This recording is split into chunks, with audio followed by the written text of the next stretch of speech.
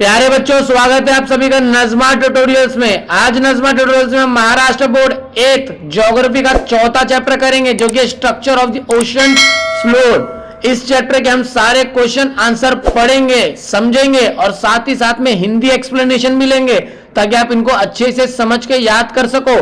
तो चलिए टाइम बर्बाद किए बिना शुरू करते हैं। क्वेश्चन नंबर 1 से choose the correct option, fill in the blank है। यहाँ पे सारे आंसर दिए हुए हैं, आप अपनी किताब खोलिए, जल्दी से इनको टिक मार्क कर लीजिए। अब मूव ऑन करते हैं क्वेश्चन नंबर 2 पे। Question number 2 A, name the following landform from the figure. अब चलिए हमने डायरेक्ट यहाँ पे आंसर लिख दिया है, आप आंसर देख लीजिए। सबसे पहले ये पार्ट को तो माउंटेन बोलेंगे, ये माउंटेन के नीचे का यहाँ पे जो सीधी जमीन इसको प्लेट्यू बोलेंगे।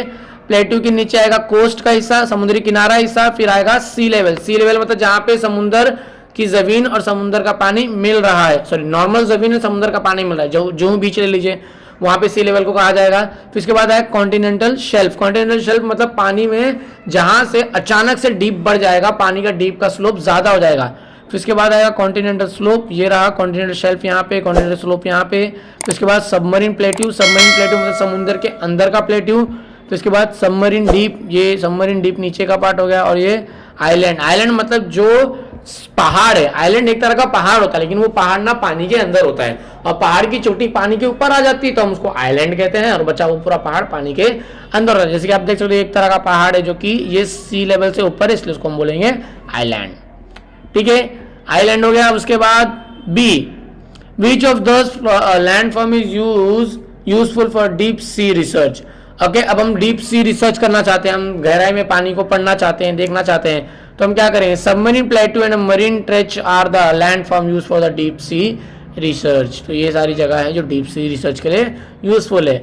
विच of these are the appropriate to be use for the protection of a marine borders and naval based buildings. Okay, अब मरीन बॉर्डर्स को प्रोटेक्ट करना तो क्या कॉन्टिनेंटल शेल्फ ये हिस्सा है useful, is appropriate to be use for the protection of the marine border and the naval based buildings. Okay, उसके बाद question number 3, give geographical reason. क्या है? The study of the ocean floor is useful to man. समुद्र के अंदर के floor को पढ़ना हमारे लिए काम के लिए। क्यों काम के लिए? Various minerals, rocks, fine soil particles are found in the sea floor. बहुत सारे मिनरल्स मिलते हैं, बहुत सारे के पत्थर्स मिलते हैं, बहुत सारे फाइन सॉइल्स मिलती है हमें समुद्र के जमीन पे।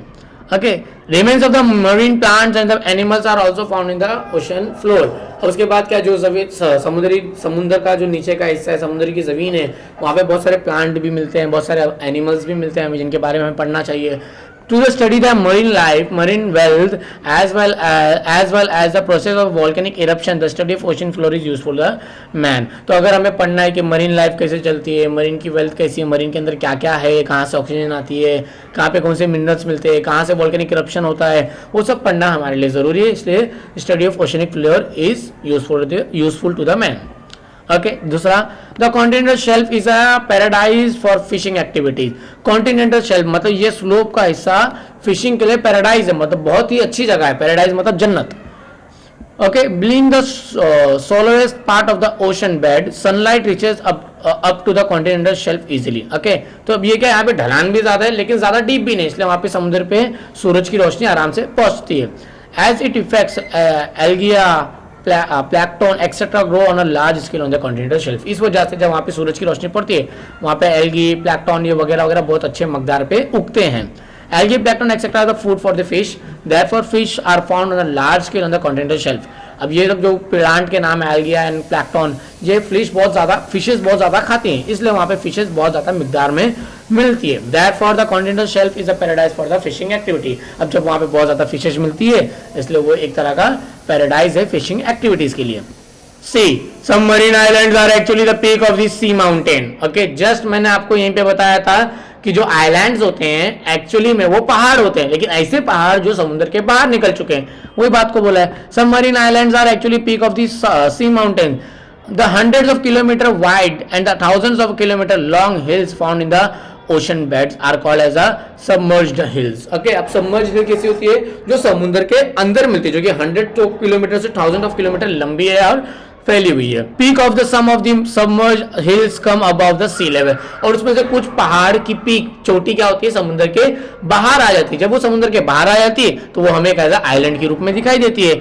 These peaks are the visible land area surrounded from all side of the water. Thus peaks are called island. Thus submarine islands are actually the peaks of the sea mountain. अब उसके बाद क्या, जब वो जो पहाड़ की चोटी समुद्र के बाहर आ जाती है वो चारों तरफ से पानी से घिरी हुई रहती है, इसलिए 10 peaks are called as a island, इसलिए उनको क्या कहा जाता है, आइलैंड. और इस वजह से क्या कहा है, 10 submarines islands are actually the peak of the sea mountain, इसलिए बहुत सारे समुद्री आइलैंड्स पहाड़ों के पीक हैं. Okay. D, the continental slope is considered to be the boundaries of the continents. अब जो कॉन्टिनेंटल स्लोप है उसको हम कॉन्टिनेंट की बाउंड्रीज मानते हैं. ऐसा कि ये कॉन्टिनेंटल स्लोप है, ये कॉन्टिनेंट की बाउंड्री है. क्यों? The continental slope lies beyond the continental shelf. Okay, तो कॉन्टिनेंटल स्लोप किधर है, कॉन्टिनेंटल सेल्फ के आगे है. The deep abyssal plain begins beyond the continental slope, therefore the continental slope is considered as the boundary of the continents. Okay, अब ये क्या होता है, ये डीप एबेसी मतलब एक तरह का अचानक से गहरा खड्डा शुरू हो जाता है सेल्फ के बाद में, इसलिए इसको हम कहा जाता है एक तरह का बाउंड्री ऑफ द कॉन्टिनेंट्स. देख सकते हैं ना आप यहाँ पे डायरेक्ट अचानक में बहुत ज़्यादा डीप गहरा है, इसलिए इसको कहेंगे हम border of the continents. Next, E, the disposal of waste materials in the ocean by man is harmful for the environment. तो हम जो कचरा समुद्रों में फेंक रहे हैं वो समुद्र के लिए हार्मफुल है, हमारे लिए हार्मफुल है. क्या ये बात सच है? यस, सच है. क्योंकि जो हम जो कचरा फेंक रहे हैं, जो प्लास्टिक फेंक रहे हैं, उस वजह से मच्छियों को, टर्टल्स को और बहुत सारी मरीन स्पीसीज को प्रॉब्लम होती है और वो धीरे धीरे मर रही हैं, इंस्टिंक्ट हो रही है. अभी बहुत सारी मच्छियों के पेट में कचरे में प्लास्टिक बॉटल्स, बॉटल कैप्स वगैरह मिलते हैं, जिसकी वजह से मच्छियाँ भी बीमार पड़े और मच्छियों को खा के हम भी बीमार पड़ेंगे. बस first of all thing, marine species को इस पर इफेक्ट पड़ रहा है, तो इसलिए ये बहुत बड़ी बात है. हार्मफुल फॉर द इन्वायरमेंट है, इन्वायरमेंट हार्मफुल है. Answer, the disposal of the waste material in the ocean by the man increase the pollution of the sea water. अब जिस तरह से हम फैक्ट्री का गंदा पानी, कचरा वगैरह समुद्र में फेंक रहे हैं, उस वजह से सी वाटर का पॉल्यूशन हो रहा है. This disposal waste material harm the life of the marine animals life and the plant and marine plant. अब जो फेंका हुआ कचरा है, फैक्ट्री का गंदा पानी, उस वजह से marine animals, turtles, fishes and marine plants वगैरह को हार्म पहुंचता है. Thus the disposal of the waste material in the oceans by the man is harmful for the environment. इस वजह से जब उन जानवरों को हार्म पहुंच रहा है, इससे हमारे इन्वायरमेंट को भी हार्म पहुंचेगा, इसलिए disposal of the waste material in the ocean is harmful for the environment. Okay, अब उसके बाद क्या बोला है यहाँ पे, ऑब्जर्व करने बोला है. Figure 27, give it a try and answer the following questions. अभी यहाँ पे हमने फिगर तो नहीं डाला है, लेकिन हम डायरेक्ट यहाँ पे आंसर लिख दे रहे हैं, आप देख लीजिए. पहला, A, Madagascar and Sri Lanka are related to which landform of the ocean floor. अब मेडागास्कर एंड श्रीलंका कौन से लैंडफॉर्म पे जुड़े हुए हैं, तो Madagascar and Sri Lanka are related to islands of the ocean floor. आपको तो पता ही है कि मेडागास्कर एंड गूगल अर्थ, एक मिनट गूगल अर्थ पे जाते हैं. जो मेडागास्कर है और जो हमारा श्रीलंका है, ये कौन से फॉर्म में है, वो समुद्र के बाहर आते हैं, हमें साफ साफ दिखाई देते हैं, तो इसको हम क्या कहेंगे, हम उनको कहेंगे आइलैंड्स. ये रहा हमारा श्रीलंका और ये रहा हमारा मेडागास्कर, तो ये दोनों क्या है, आइलैंड्स हैं. नेक्स्ट क्या है, नियर विच कॉन्टिनेंट आर दस लैंडफॉर्म आर लोकेटेड. तो मेडागास्कर और श्रीलंका कौन से कॉन्टिनेंट के पास में है, तो देख सकते हैं हम. देखिए, श्रीलंका है इंडिया के पास में, इंडिया आते हैं एशिया में, तो श्रीलंका एशिया के पास में, और मेडागास्कर है अफ्रीका के पास में. ठीक है, तो कहाँ है answer. Madagascar is located near the continent of Africa and Sri Lanka is located near the continent of Asia. Which islands in our country are example of the peak of the submerged mountains? Okay, तो अगर हम देखेंगे तो Andaman and Nicobar, यहाँ पे है हमारा Andaman and Nicobar. Andaman Nicobar actually में दोनों क्या है, एक पहाड़ की रेंज है, माउंटेन रेंज है, जो कि बहुत ज़्यादा बड़ी है. अब वो समुद्र के बाहर आ चुकी है और हमें एज अ आइलैंड वो दिखाई देते हैं. आंसर पढ़ लेते हैं पहले. Andaman and Nicobar islands in our country are the example of peak submerged mountains. Okay, अगर आप जूम करोगे तो देखोगे आप यहाँ पे एक पीक है, फिर यहाँ पे एक पीक है, और जूम करोगे तो आपको बहुत सारी पीक्स दिखेंगी, बहुत सारे पहाड़ की ऊंचाइयाँ दिखेंगी. तो अंडोमान निकोबार एक तरह का हमारा यहाँ पे एग्जाम्पल है सबमर्ज आइलैंड्स के. ओके, चलिए यहाँ पे किसी एक जगह पे उतरते हैं. यहाँ पे उतरने का ऑप्शन है क्या है, देखिए वो छोटा सा माउंटेन है, सॉरी आइलैंड है.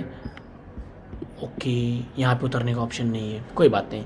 चलिए ठीक है बच्चों लोग, तो बच्चों इसी के साथ से हमारा लेक्चर आज का खत्म होता है। आज इस चैप्टर के हमने सारे क्वेश्चन आंसर समझे हैं, लिखे हैं और साथ ही साथ में हिंदी में एक्सप्लेनेशन भी करे हैं। तो आपको इस तरह से और कौन कौन से चैप्टर पे, कौन कौन से सब्जेक्ट पे, कौन कौन सी क्लास में वीडियोस चाहिए, प्लीज़ मुझे कमेंट करके बताएं, मैं आपके लिए वीडियो बना के अपलोड करूँगा। आप हमें सपोर्ट करते रहिए, कमेंट करते रहिए, शेयर करते रहिए, लाइक करते रहिए। आपका एक कमेंट, एक शेयर, एक सब्सक्राइब हमें बहुत मोटिवेट करता है और वीडियो बनाने के लिए। तो इसी तरह से कमेंट, शेयर, लाइक, सब्सक्राइब करते रहिए, सपोर्ट करते रहिए, देखते रहिए, सीखते रहिए, सिखाते रहिए। तो हम चलते हैं। Thank you so much. शब्बा खैर, टेक केयर।